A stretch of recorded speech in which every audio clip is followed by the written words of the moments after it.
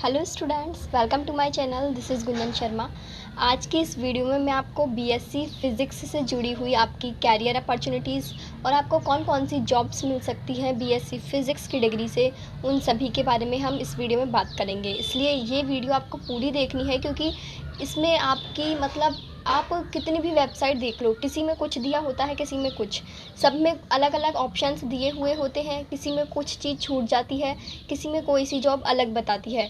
तो मैंने जितनी भी वेबसाइट है उन सभी को देखकर, यूट्यूब पर इस टॉपिक पे जितनी भी वीडियो बनी है उन सभी को देखकर कोई सी भी ऐसी जॉब इस वीडियो में छूटी नहीं होगी जो बीएससी फ़िज़िक्स वाले स्टूडेंट्स के लिए होगी।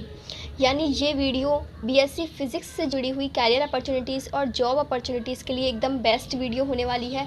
इसमें आपके जितने भी ऑप्शंस हैं सारे कवर कर दूँगी, एक एक टॉपिक। मैंने इसके लिए पूरी 3 स्लाइड्स बनाई हुई है, वो मैं आपको एक एक करके दिखाऊंगी। फ़िलहाल आपके सामने ये जो पेज ओपन हुआ है बीएससी फ़िज़िक्स, ये इसका फर्स्ट पेज है। फिर इसके बाद 2 पेज और हैं, यानी आपके पास पूरे ऑप्शन जितने हो सकते हैं सारे इस वीडियो में आपको मिल जाएंगे। तो चलिए वीडियो स्टार्ट करते हैं। बीएससी फ़िज़िक्स में आप देख सकते हैं, सबसे पहले मैंने 2 ऑप्शन बताए हैं, एमबीए और एमसीए। अब ये एमबीए और एमसीए उन स्टूडेंट्स के लिए है जो साइंस में इंटरेस्टेड नहीं है, ठीक है। जिन बच्चों ने साइंस ले ली, बीएससी भी कर ली, लेकिन अब वो आगे साइंस को चलाना नहीं चाहते या फिर उनका फ़िज़िक्स से इंटरेस्ट हट चुका है, वो कुछ अलग करना चाहते हैं, तो वो कर सकते हैं एमबीए और एमसीए। ठीक इसी तरह जिनको साइंस में ही आगे कुछ करना है या फिर वो साइंस में ही आगे जॉब्स या कैरियर अपॉर्चुनिटीज़ ढूंढ रहे हैं, तो उनके लिए भी काफ़ी ऑप्शंस हैं, बहुत सारे। तो एक एक ऑप्शन मैं आपको बिल्कुल डिटेल में समझाऊंगी। उसके लिए आपको कौन सी एग्ज़ाम देनी होगी, कौन सा कॉलेज उस एग्ज़ाम के लिए बेस्ट है या फिर उस डिग्री को करने के लिए बेस्ट है, तो वो सारी चीज़ें आपको इस वीडियो में मिल जाएंगी। हम एक एक करके सारे ऑप्शंस लेंगे। फर्स्ट ऑप्शन है हमारा एमबीए। तो मैं आपको इसको जूम करके दिखा देती हूँ। ये देखिए, एमबीए है बिज़नेस इंटरेस्टेड पर्सन्स के लिए। अब इसमें क्या होगा, जिन बच्चों को आगे बिज़नेस करना है या फिर उनका बिज़नेस में इंटरेस्ट है, वो खुद का बिज़नेस करना चाहते हैं या फिर किसी बिज़नेस वाली कंपनी में जॉब करना चाहते हैं, तो उनको करना होगा एमबीए। अब एमबीए के लिए आपको एग्ज़ाम देनी होगी कैट की। ये देखिए यहाँ पर लिखा हुआ है मैंने, कैट की एग्ज़ाम लगेगी एमबीए के लिए। अब बात आती है कि हम एमबीए कौन से कॉलेज से करें, तो मैंने यहाँ पर कॉलेजेस के नेम भी लिखे हुए हैं आपके लिए। ये 4 कॉलेज सबसे बेस्ट माने जाते हैं एमबीए के लिए, जिसमें फ़र्स्ट है आपका आईआईएम, एफएमएस, आईएसपी और एक्सएलआरआई। तो ये 4 आपके हो गए एमबीए के कॉलेजेस। और एग्ज़ाम मैंने बता ही दिया, कैट की एग्ज़ाम आपको देनी ही होगी। एमबीए में ये है कि आपको अच्छे कॉलेज से ही करो तो ही फ़ायदा है, वरना यदि आपने कोई भी छोटे मोटे कॉलेज से करी तो वो आपके लिए बिल्कुल भी बेनिफिशियल नहीं है। आपको जॉब्स का ज़रूरी नहीं है कि मिल ही जाए, लेकिन यदि आपने अच्छे कॉलेजेस से करी तो इस बात का आपको 100% श्योर होगा कि आपको एक अच्छी जॉब मिल जाएगी, जिसका खूब अच्छा पैकेजेस होगा। और इतने अच्छे पैकेजेस के लिए आपको अच्छे कॉलेज से ही एमबीए करना पड़ेगा। नेक्स्ट आता है हमारे पास ऑप्शन एमसीए। एमसीए होता है मास्टर ऑफ कंप्यूटर एप्लीकेशन। जो बच्चे बीसीए करते हैं वो बच्चे आगे एमसीए करते हैं, लेकिन बीएससी वाले बच्चे भी आपकी एमसीए कर सकते हैं। अब एमसीए के लिए आपको कोडिंग आना बहुत ज़रूरी है, कंप्यूटर एप्लीकेशंस के बारे में पता होना चाहिए, इनके सिस्टम सॉफ्टवेयर्स के बारे में पता होना चाहिए। यानी कोडिंग से रिलेटेड जितनी भी चीज़ें होती हैं नॉर्मली जो बेसिक होता है वो आपको आना चाहिए। कोई भी, हर कोई नहीं कर सकता एमसीए, इसलिए आपको सॉफ्टवेयर और कोडिंग्स की नॉलेज होनी चाहिए। अब इसमें आपको कौन कौन सी एग्ज़ाम्स देनी होती है, मतलब इसमें हर कॉलेज अपने ही खुद की एग्ज़ाम करवाता है। जैसे आपका फ़र्स्ट है निमसैट। निमसैट के नाम से जो आपकी ये एग्ज़ाम है, यदि आप इस एग्ज़ाम को क्रैक करते हो एमसीए के लिए, तो आपको डायरेक्ट एनआईटी कॉलेज मिलता है, यानी आप एनआईटी कॉलेज में एमसीए करोगे। आईआईटी से थोड़ा सा नीचे होता है एनआईटी, तो वहाँ पर आपको डायरेक्ट एडमिशन मिल जाएगा यदि आप निमसैट एग्ज़ाम क्रैक करते हो। फिर बीएचयू, जेएनयू, हैदराबाद यूनिवर्सिटी, ये कुछ टॉप कॉलेजेस हैं एमसीए करने के लिए। तो यदि आप इन यूनिवर्सिटी या इन कॉलेजेस की एग्ज़ाम देकर एमसीए करते हो तो ये ही आपके लिए बेस्ट होगा। अब एमबीए और एमसीए दोनों में ये है कि आपको टॉप कॉलेज से ही करनी है, वरना कोई फ़ायदा नहीं है इन एग्ज़ाम को करने का। आपकी जॉब्स में कोई बेनिफिट नहीं होगा कि आपको जॉब मिल ही जाए। एमबीए और एमसीए दोनों में जो टॉप कॉलेजेस होते हैं वो उनके खुद की एग्ज़ाम करवाते हैं, यानी कॉलेज की खुद की एग्ज़ाम होती है। तो यदि आप टॉप कॉलेज में एडमिशन लेना चाहते हैं तो उसके बारे में आपको उनकी वेबसाइट पर जाकर चेक करना होगा, वहाँ पर आपको उनकी एग्ज़ाम की डेट, सिलेबस वगैरह सारी चीज़ें मिल जाएंगी। तो ये दो ऑप्शन ऐसे थे कि जो बीएससी से हटकर थे, यानी यदि आप बीएससी साइंस से रिलेटेड कोई सब्जेक्ट आगे कंटिन्यू नहीं करना चाहते तो आप ये दो ऑप्शन कर सकते हैं। एक तीसरा ऑप्शन और है इसमें साइंस से ही हटकर, जो मैं इसमें लिखना भूल गई थी, वो है सीए का, यानी आप बीएससी के बाद सीए भी कर सकते हो, वो भी एक अच्छा ऑप्शन है। ज़रूरी नहीं है कि सीए कॉमर्स वाले ही करें, साइंस वाले स्टूडेंट्स भी सीए कर सकते हैं। नेक्स्ट अब हम देखते हैं साइंस से रिलेटेड फील्ड, यानी आपने बीएससी करी है, इतने सालों से साइंस ही साइंस पढ़ रहे हो, तो साइंस से रिलेटेड आपके पास कौन कौन सी जॉब्स और कैरियर अपॉर्चुनिटीज़ आती हैं वो उसके बारे में हम जानते हैं। फर्स्ट है इसमें टीचर। अब टीचर आप दो तरीके के बन सकते हो, एक तो होता है स्कूल टीचर, दूसरा होता है लेक्चरर और प्रोफेसर। अब स्कूल टीचर के लिए आपको क्या करना होगा, बीएड। बीएड एक डिग्री होती है, वो आपको लेनी होगी यदि आप स्कूल टीचर बनना चाहते हो, और आपने बीएससी फिज़िक्स करी है तो आप फिज़िक्स के ही टीचर बनोगे। और यदि आपको किसी कॉलेज या यूनिवर्सिटी का टीचर बनना है तो उसके लिए आपको डायरेक्ट बीएससी के बाद तो कॉलेज या यूनिवर्सिटी में आपको टीचर नहीं मिल सकता, टीचर का ऑप्शन। उसके लिए आपको पीजी करना होगा, पीजी यानी बीएससी के बाद हायर स्टडी एमएससी। तो एमएससी के बाद फिर नेट और सेट, ये दो अलग अलग एग्ज़ाम हैं, इन दोनों में से आप कोई भी एग्ज़ाम देकर फिर आप लेक्चरर और प्रोफेसर के लिए जो अलग अलग कॉलेज और यूनिवर्सिटी होती हैं उनमें अप्लाई कर सकते हो। गवर्नमेंट सेक्टर में भी और प्राइवेट सेक्टर में भी, दोनों में ही पीजी इम्पॉर्टेंट है यदि आपको कॉलेज या यूनिवर्सिटी का लेक्चरर या प्रोफेसर बनना है तो। बाकी जो प्राइवेट सेक्टर है उसमें तो आपको हमेशा पक्का है कि यदि आपने पीजी कर रखा है तो आपको एज ए टीचर जॉब मिल ही जाएगी प्राइवेट सेक्टर में।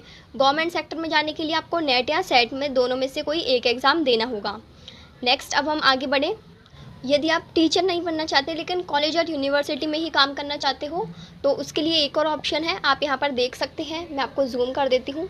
आल्सो एन एडवाइज़र और एकेडमिक काउंसलर, यानी आप सब्जेक्ट की किसी पर्टिकुलर सब्जेक्ट, आपने बीएससी फिज़िक्स चूज़ करी है तो आप फिज़िक्स के एडवाइज़र बन सकते हो, यानी उससे रिलेटेड आप लोगों के डाउट सॉल्व कर सकते हो। उसके अलावा आप अपनी जो आपकी सब्जेक्ट है फिज़िक्स की उससे रिलेटेड लोगों को एडवाइस दे सकते हो कि आगे क्या क्या अपॉर्चुनिटीज़ हैं, आगे आप फिज़िक्स के अंदर क्या क्या कर सकते हो। और एकेडमिक काउंसलर का जो वर्क है तो वो भी आप वहाँ पर कर सकते हो। इसके लिए आपको बस गूगल पर सर्च करना है कि इसमें क्या करना होता है वगैरह, और ये ज़्यादातर प्राइवेट में ही आपको इससे रिलेटेड जॉब मिलेंगी, इसमें मोस्टली गवर्नमेंट जॉब्स नहीं होती, फिर भी कुछ होती है तो आप सर्च करके देख सकते हैं। नेक्स्ट ऑप्शन अब हम आगे बढ़े, गवर्नमेंट जॉब्स। यदि आपने बीएससी फिज़िक्स करी है तो वैसे तो आप सारी गवर्नमेंट जॉब्स दे सकते हो, मोस्टली कुछ में ही डिमांड होती है कि किसी पर्टिकुलर सब्जेक्ट का चाहिए, वरना बीएससी के स्टूडेंट्स अधिकतर जितनी भी गवर्नमेंट जॉब हो सकती हैं सभी दे सकते हैं।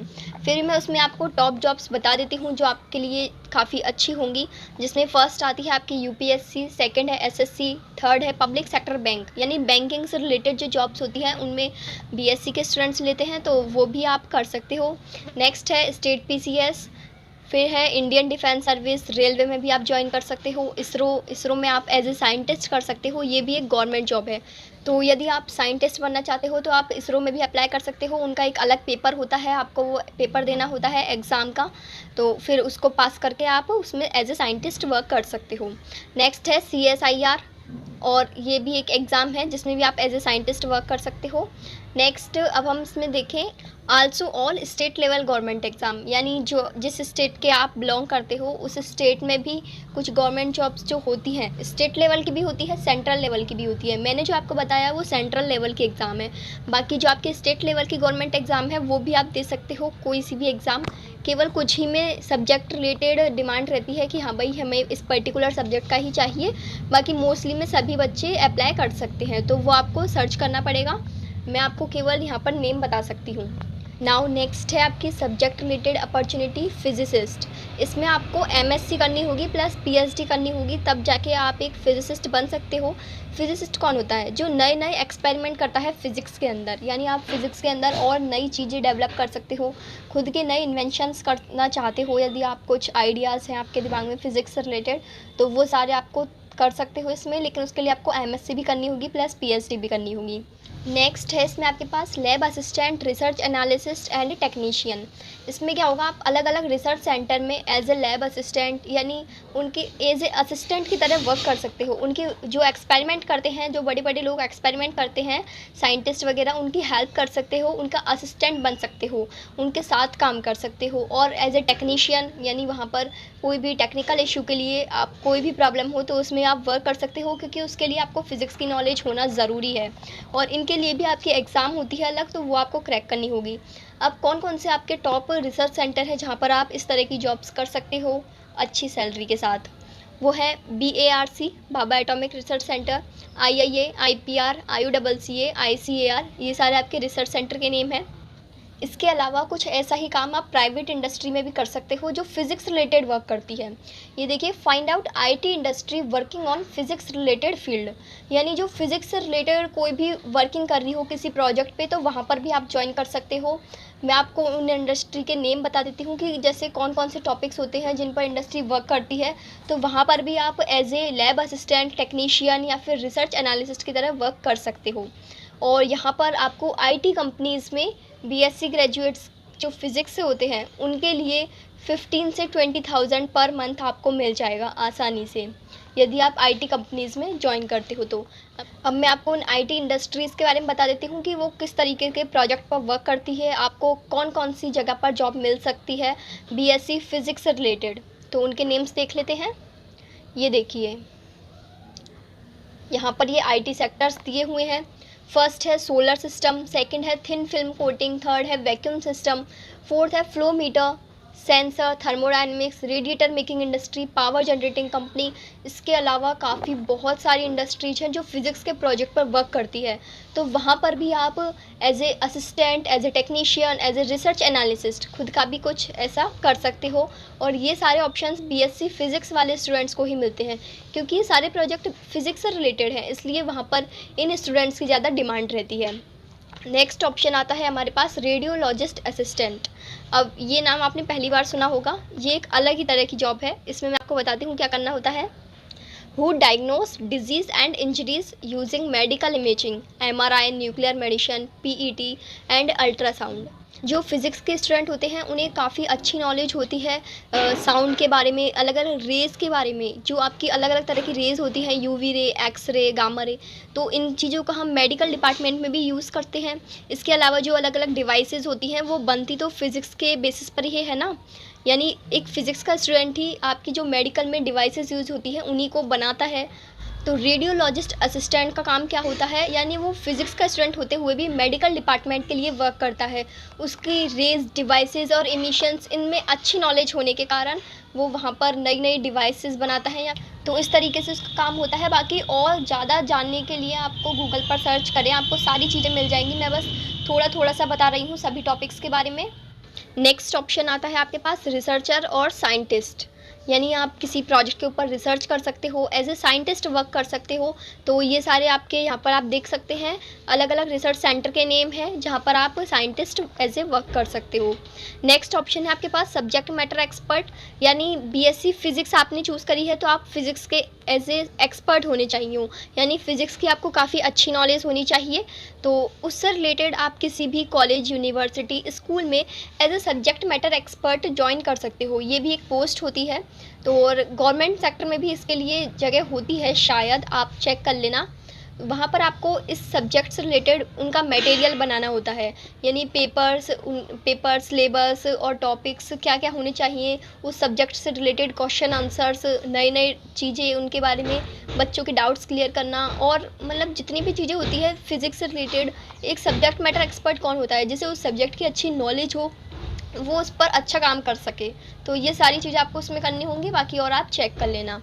फिर लास्ट ऑप्शन है हमारे पास MSc, और ये इस ऑप्शन को मैं सबसे अच्छा ऑप्शन मानती हूँ। यदि आप BSc करते हैं तो आगे MSc ही बेस्ट है।